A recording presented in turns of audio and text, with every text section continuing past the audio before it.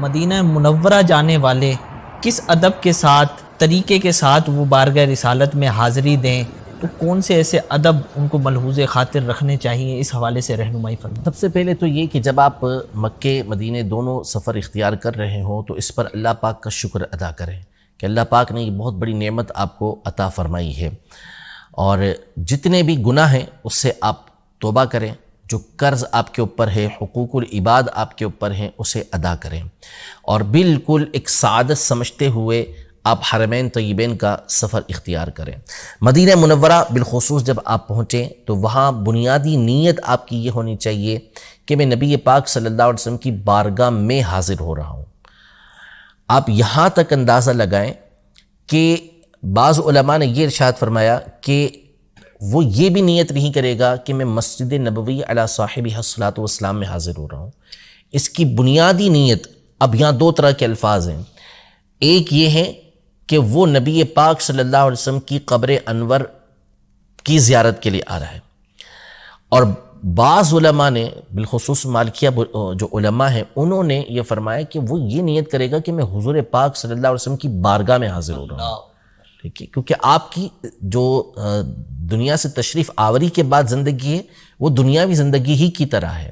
تو یہ نیت رکھ کے وہ مدینہ منورہ جائے گا کہ میں نبی پاک صلی اللہ تعالیٰ علیہ وآلہ وسلم کی بارگاہ میں حاضر ہو رہا ہوں۔ اور پھر نبی پاک صلی اللہ علیہ وسلم کے اس انداز کو اپنے پیش نظر رکھے۔ قاضی ضیاء المکی رحمۃ اللہ تعالیٰ علیہ اپنی کتاب البحر العمیق میں ایک حدیث مبارکہ، ایک روایت لے کر آئے ہیں کہ نبی پاک صلی اللہ تعالیٰ علیہ وآلہ وسلم جیسے جیسے مدینہ منورہ کے قریب ہوتے جاتے آپ کا کھلا ہوا مبارک چہرہ اور کھلنا شروع ہوتا تھا، خوشی کے آثار اس میں بڑھتے تھے۔ اسی لیے علماء نے فرمایا کہ جیسے جیسے مدینے کے قریب ہوتا جا رہا ہو اس کا ذوق بڑھتا جائے۔ اب یہ سارا اس صورت میں ہوگا کہ آپ کو ایک تو خاموشی اختیار کرنا ہوگی، فضول جو آپ عادت ہوگی بولنے کی اسے ترک کرنا پڑے گا، پھر اس کے بعد آپ نعتیں سنیں، جو خوشگلو اچھی آواز والے نعت خواں ہیں ان کی آواز میں آپ مدینہ منورہ سے متعلق نعتیں سنیں۔ پھر جب مدینہ منورہ پہنچیں تو بالکل اطمینان کے ساتھ نیا لباس پہن کر، غسل کر کے، عطر لگا کر اور اچھا امامہ پہن کر نبی پاک صلی اللہ تعالیٰ علیہ وآلہ وسلم کی بارگاہ میں حاضر ہونے کی نیت سے مسجد نبوی علی صاحبہ الصلاۃ والسلام کی طرف جائیں، اور پھر ہونا تو یہ چاہیے کہ آپ باب البقیع سے داخل ہوں، لیکن چونکہ اب باب البقیع سے داخل نہیں ہونے دیا جاتا تو آپ باب السلام سے داخل ہوں۔ وہاں تک پہنچتے پہنچتے بھی، باب السلام تک پہنچتے پہنچتے بھی آپ کے دل میں ایک ذوق ہو، شوق ہو کہ آپ نبی پاک صلی اللہ علیہ وسلم کی بارگاہ میں حاضر ہو رہے ہیں۔ پھر اس کے بعد جب آپ مسجد نبوی علی صاحبہ الصلاۃ والسلام میں داخل ہونے لگیں تو سیدھا قدم اندر داخل کریں، اعتکاف کی نیت کریں۔ بڑی خوبصورت مسجد نبوی علی صاحبہ الصلاۃ والسلام بنی ہوئی ہے، اس کا ایک جانب جو ہے وہ قدیم جو فن تعمیر ہے اس کا شاہکار ہے، ترکیوں کے دور کی اس کے اندر تعمیرات موجود ہیں، نوری نور وہاں پر ہے، تو جو بائیں جانب ہے تو وہاں کچھ آگے آپ کو بہت خوبصورت نیا انداز نظر آئے گا، لیکن علماء نے ارشاد فرمایا کہ جب حاضر ہو رہا ہو تو اس وقت مسجد نبوی علی صاحبہ الصلاۃ والسلام کے نقش و نگار کو، اس کے ڈیزائن کو بھی نہ دیکھے، بلکہ سیدھا نبی پاک صلی اللہ علیہ وسلم کی بارگاہ کی طرف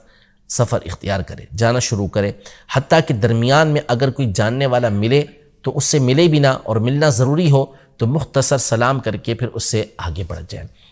جب آگے بڑھتے ہیں تو جو پہلے کا دور تھا اس کے حساب سے علماء نے بیان کیا کہ الٹے ہاتھ پر چونکہ اب ریاض الجنہ آئے گا تو اس وقت کوئی اتنا مسئلہ نہیں ہوتا تھا، تو وہ یہ تھا کہ یوں بیان کیا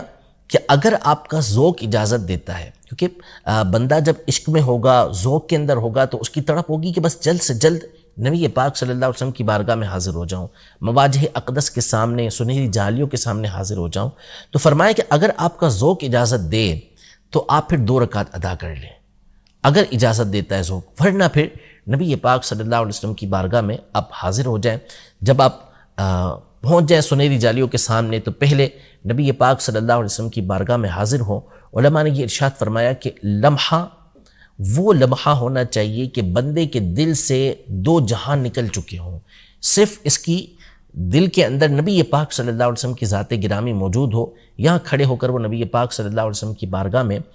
سلام عرض کرے۔ اور معتبر کتابوں کے اندر یہ لکھا کہ یقف کما یقف فی الصلاۃ، ایسے کھڑے ہو جیسا کہ نماز کے اندر کھڑا ہوتا ہے، اور اس بات کا اعتقاد رکھیے کہ نبی پاک صلی اللہ علیہ وسلم مجھے ملاحظہ کر رہے ہیں، مجھے دیکھ رہے ہیں، اور یہ اعتقاد رکھیے کہ آپ علیہ الصلوۃ والسلام کی زندگی اب بھی ویسی ہی ہے جیسا کہ دنیا سے پردہ فرمانے سے پہلے تھی۔ پھر جو اس کو وقت میسر ہو، جتنا وقت مل سکے، نبی پاک صلی اللہ علیہ وسلم کی بارگاہ میں پہلے تو سلام عرض کرے، اور جس نے اس کو سلام کہا ہے کہ نبی پاک صلی اللہ علیہ وسلم کو میرا سلام کہیے گا، تو پھر سلام اس کا بھی سلام پیش کرے، اور پھر جتنا موقع مل سکے اسے باادب کھڑے ہو کر، ہو سکے تو روتے ہوئے، نبی پاک صلی اللہ علیہ وسلم کی بارگاہ میں صلاۃ والسلام عرض کرے۔ جو اسے سیگے آتے ہیں، جس طرح کا درود پاک پڑھ سکتا ہے، اللہم صلی علی سیدنا و مولانا محمد، الصلاۃ والسلام علیک یا رسول اللہ، الصلاۃ والسلام علیک یا حبیب اللہ، جو اسے پڑھنا آتا ہے وہ نبی پاک صلی اللہ علیہ وسلم کی بارگاہ میں عرض کرے۔ پھر اس کے بعد اگر موقع ملتا ہے تو وہاں اپنی حاجتیں عرض کرے۔ امام محدث جزری رحمۃ اللہ تعالی، ابن جزری رحمۃ اللہ تعالی علیہ فرماتے ہیں کہ یہ وہ مقام ہے کہ اگر یہاں دعائیں قبول نہیں ہوں گی تو دعائیں قبول کہاں پر ہوں گی؟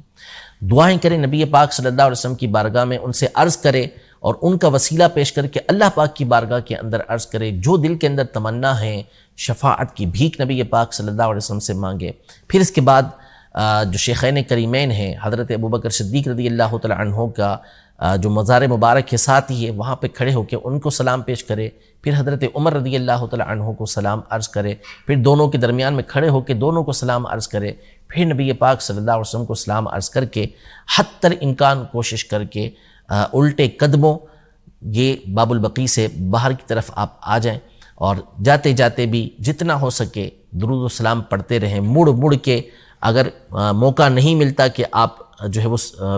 الٹے قدموں جا سکتے ہیں، کوشش کریں گے تو کوئی مشکل کام نہیں ہوگا، لیکن بار بار نبی پاک صلی اللہ علیہ وسلم کی قبر انور کو دیکھتے رہیں، حسرت کے ساتھ دیکھتے رہیں، شوق کے ساتھ دیکھتے رہیں۔ اس طرح جب آپ حاضری دیں گے تو انشاءاللہ تبارک و تعالی آپ کا ذوق بھی برقرار رہے گا، اور پھر جتنا آپ کا ذوق ہو سکے بار بار نبی پاک صلی اللہ تعالیٰ علیہ وسلم کی بارگاہ کے اندر حاضری دیں، ورنہ کم از کم اتنا ہو کہ ہر نماز کے بعد ایک مرتبہ آ جائیں مسجد نبوی علی صاحبہ الصلاۃ والسلام، اور پھر نبی پاک صلی اللہ علیہ وسلم کی بارگاہ میں حاضر ہو کر سلام عرض کریں۔